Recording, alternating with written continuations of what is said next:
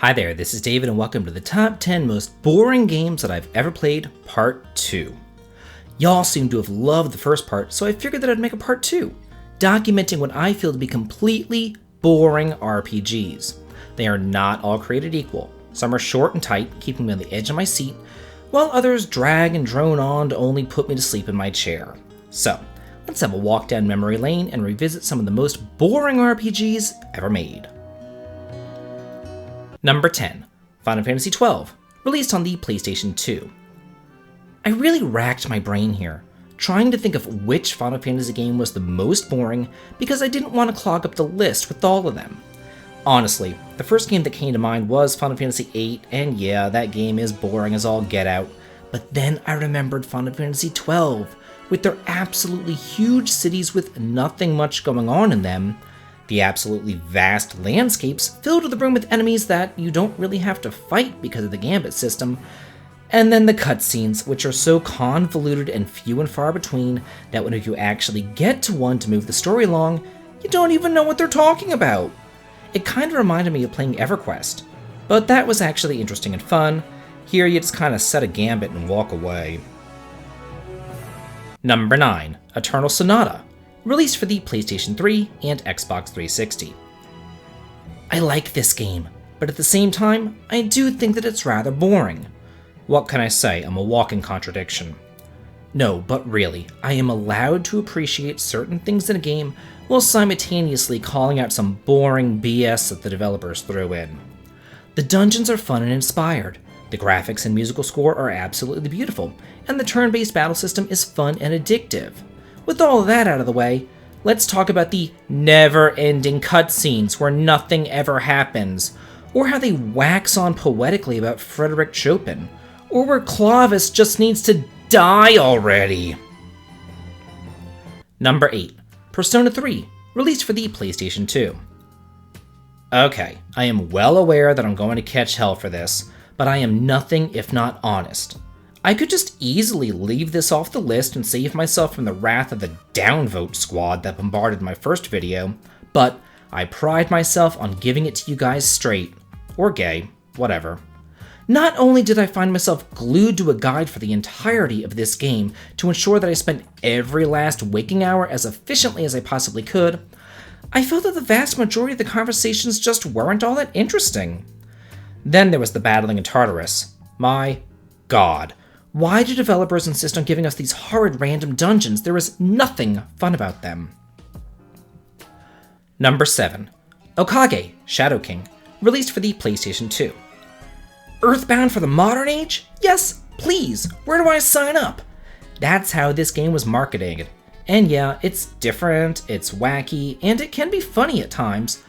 But believe me, this is no Earthbound. This is a boring, but ugly husk of a game trying to capitalize on nostalgia. First of all, the battles are just way too long and way too boring. There's just not all that much variety in the enemies and in your different abilities.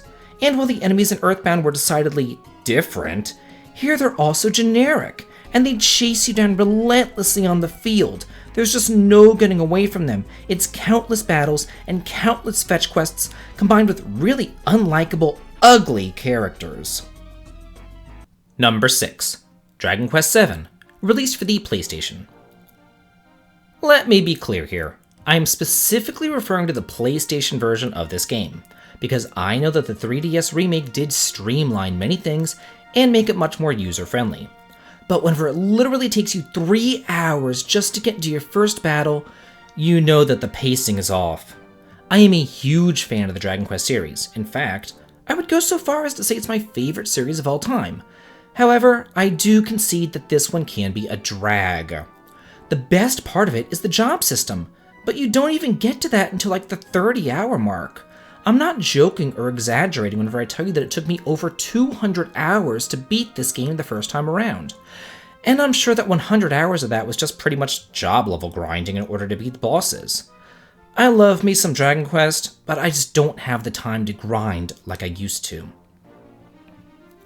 Number 5, Breath of Fire 4, released for the PlayStation. Remember what I said about Eternal Sonata? I can love certain things about a game and hate other aspects, and that's my conundrum here. I like the graphics, the dungeons, the neat storyline about the two countries at war, and how Ryu is intertwined with Fulu as the Yore dragon.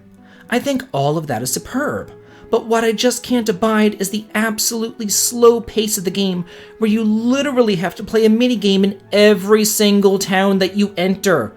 I hate minigames. I just dread them. I'm bad at them, they're not fun, and they just completely block your progress. Then there's the battles. They're so slow-paced and they happen all the time. And the loading screens for them, as well as the battle result screens, just take too damn long, and all of it just adds up over time. Number 4, Suikoden 3, released for the PlayStation 2. Suikoden 1 and 2 were not only two of the best games on the PlayStation, but some of the best games that I've ever played. So, I was psyched when Suikoden 3 was announced, but like many early PlayStation 2 RPGs, it suffered from the long just for the sake of being long problem. Just because a game developer can make a long RPG doesn't mean that they should. In fact, I much prefer them to be short and to the point, no more than 40 hours tops.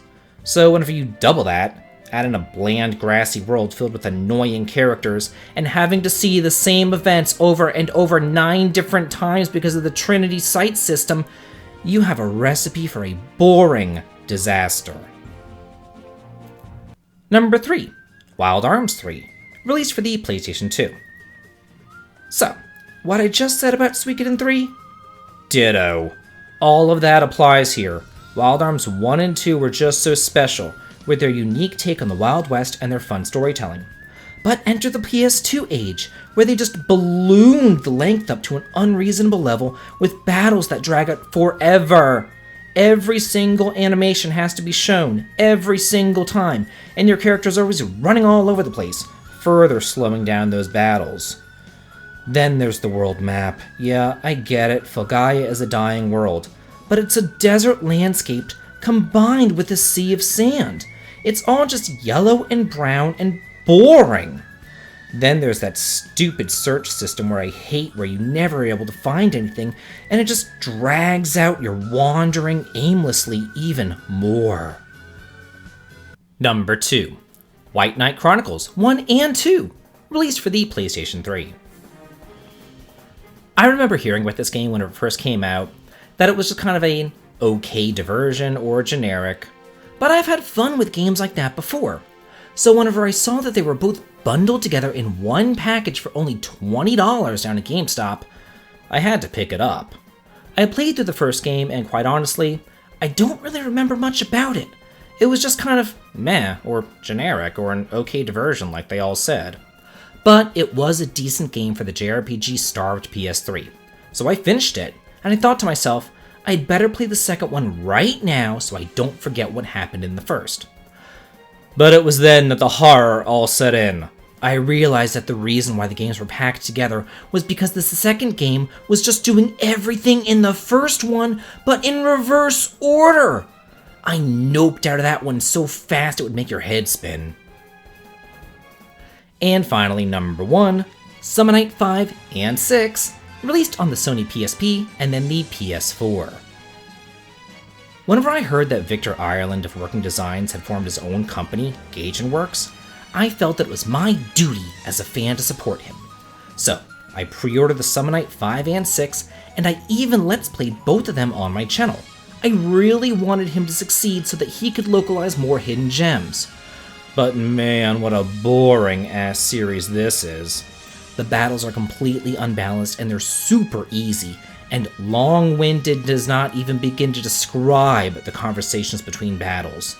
The first thing that comes to my mind is like this one girl who literally just talks about potatoes the entire game. Between every single battle, all she will do is drone on and on and on about her damn potatoes. Like, bitch, I will gag you with potato if you don't shut the hell up. Well, that's it for the top 10 most boring games I've ever played, part 2. If you like this video and what I do here on the channel, please consider supporting me on Patreon for exclusive videos and early access to my content. The link to it can be found in the video description. This has been David. If you like this, please like, comment, and subscribe, and have a good day.